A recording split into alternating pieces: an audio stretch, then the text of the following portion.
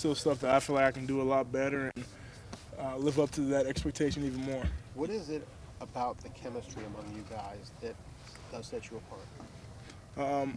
I would just say like the love for the guy next to you. I mean, especially like once we get in those third down situations and big time games and relying on each other to make the right calls. I would just say that strong connection that we have off the field even helps us in times like that. I mean, we're just so close and such a tight knit group that you want to do it not for yourself but for the guy next to you. Did this offensive line come into the season feeling like it needed to go out and prove itself to that level, to be Oh yes, definitely. talked about? Like, Definitely. in what ways? Like, how did you feel like you had to go do that? Just because we knew coming into this season that we were going to be the question mark on the team, and which we were, which makes sense. But we just kind of took that to heart, and we still are. We're still going out each week trying to prove, that we're not that question mark.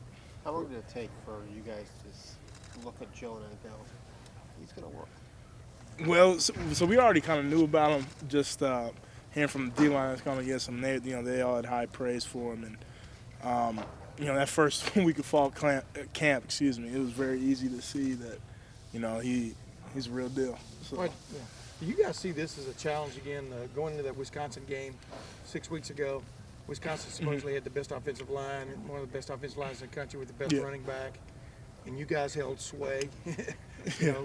Are you looking at it in the same way, a same kind of challenge of proving yourself?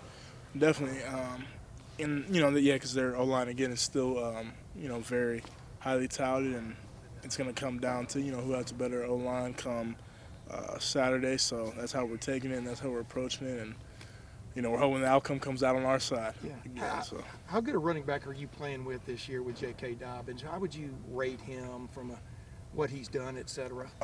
Just exceptional. I mean, the takeoff he had from last year to this year was just tremendous. I mean, you could just see the look in his eye even early on before the season. But he just makes it so much easier to block just because, if you give him the slightest of creases, he'll pop it open and make a big play out of it. And he's just been playing with his heart out. So, gotta love it.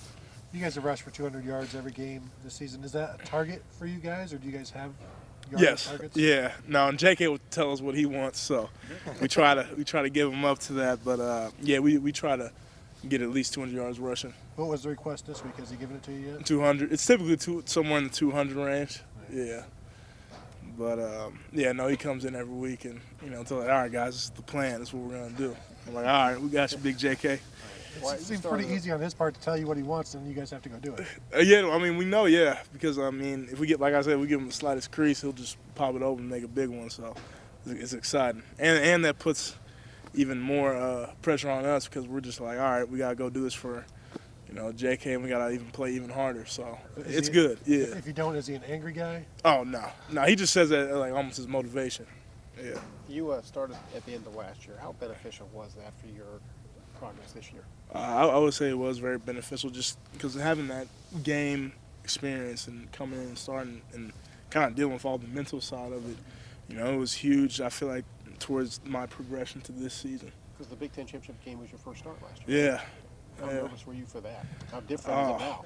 Yeah, no, I mean, it was just more so like, all right, this is your time, Wyatt. What are you going to do with it the first time go around? So, it's kind of just crazy how things have taken off up to that point, and it's a heck of a first game to start in. There was definitely a lot of nerves before the game, but it definitely is a lot different this game. Just going through the season, and because we treat every big game like that, so I would say it was huge. How can a defense change?